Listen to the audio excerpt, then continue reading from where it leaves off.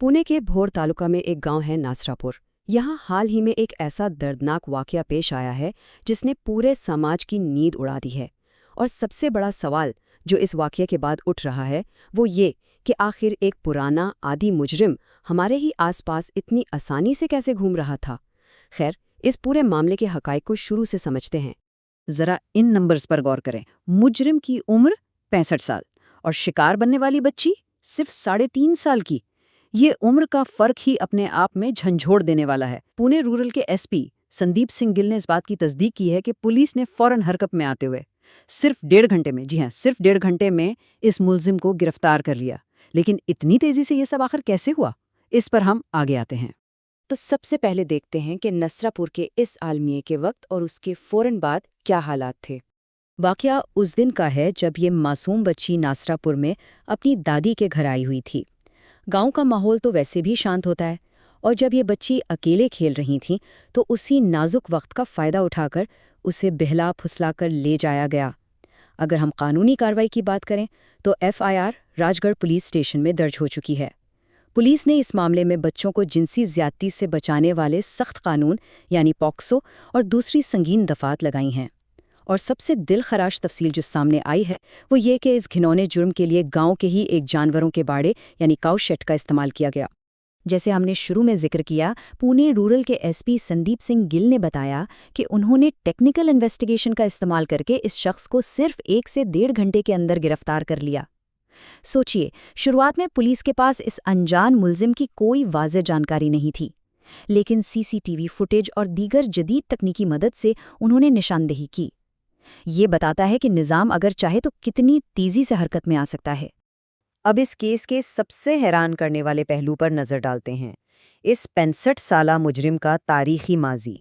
मुलजिम पकड़ा तो गया, लेकिन उसकी पहचान के बाद पुलिस ने जो डिटेल्स रिवील की हैं उन्होंने सबको चौंका दिया। ये कोई नया मुजरिम नहीं था, इसका लंबा ट्रैक रिकॉर्ड रहा है। पुलिस रिकॉर्ड के मुताबिक इस पर पहला केस 1998 में दर्ज हुआ था, और वो भी मोलेस्टेशन यानी छेड़छाड़ का। उसके बाद 2015 में इस पर दोबारा मोलेस्टेशन का ही एक और केस दर्ज हुआ। हालांकि ये इन पिछले केसेस में बरी हो गया था, लेकिन इसकी जहनियत वहीं की वहीं रही। और फिर नसरापुर का ये खौफनाक कत्ल और जिनसी ज़्यादती का वाकया पेश आया। ये वाकई सोचने पर मजबूर करता है कि क्या निज़ाम की ऐसी चूक ऐसे मुजरिमों का हौसला बढ़ाती है। तो आखिर 2 बार कानून की नज़रों में आने के बावजूद ये शख्स गांव में कैसे रह रहा था? असल में इसने खुद को गांव वालों के दरमियान बहुत खूबी से छुपा रखा था। एक सीरियल ऑफेंडर होने के बावजूद ये गांव में आज़ादाना घूमता और लोगों के बीच घुल मिलकर छोटे मोटे हर तरह के ऑड जॉब्स करता था। किसी को शक तक नहीं हुआ। और इसने जानबूझकर एक ऐसी बच्ची को निशाना बनाया जो वहां सिर्फ घूमने आई थी और उसके इस डरावने माजी से बिल्कुल अनजान थी। जाहिर है, जब गांव वालों को इस मासूम के साथ हुई इस दरिंदगी का पता चला तो पूरे गांव का गुस्सा फूटना ही था। पूरा नसरापुर गांव गम और गुस्से की आग में जल उठा। देखते ही देखते एक आम सा दिन एहतजाज में तब्दील हो गया। अवामी गुस्सा कुछ इस तरह बढ़ा कि सबसे पहले तो पूरे गांव में कड़ी हड़ताल यानी बंद का ऐलान कर दिया गया। उसके बाद कड़ी धूप होने के बावजूद गांव वाले सुपरमार्केट के चौराहे पर जमा हो गए और एक बहुत बड़ा धरना दे दिया। मामला तब मजीद संगीन हो गया जब अपनी मांगों को लेकर एहतजाज करने वालों और पुलिस फोर्स के दरमियान बाकायदा बहस और झड़प शुरू हो गई। इस इंतहाई टेंस माहौल में जब पुलिस ने भीड़ को कंट्रोल करने की कोशिश की तो उन्होंने अल्फाज इस्तेमाल किए, हुल्लाबाजी मत करो, हमें तहकीकात करने दो। अब सोचिए, जब लोग इतने सदमे और शदीद गुस्से में हों तो उनके लिए हुल्लाबाजी यानी रकस जैसा लफ्ज सुनना आग में घी डालने जैसा ही था। गांव वालों का साफ कहना था कि इंसाफ में देरी ना की जाए। और इस गुस्से की गूंज सिर्फ गांव की सड़कों तक महदूद नहीं रही, सियासी महकमे में भी हलचल मच गई। लोकल एमएलए शंकर मांदकेकर हालात को काबू करने फौरन वहां पहुंचे। मिनिस्टर अदिति तातकेरे से फोन पर बात की गई। यहां तक कि देवेंद्र फडणवीस और सुनेत्रा पवार तक भी राब्ता करने की कोशिश हुई। लेकिन इस सब के दौरान वहां मौजूद गांव की खवातीन ने एक बहुत ही चुभने वाला सवाल उठाया।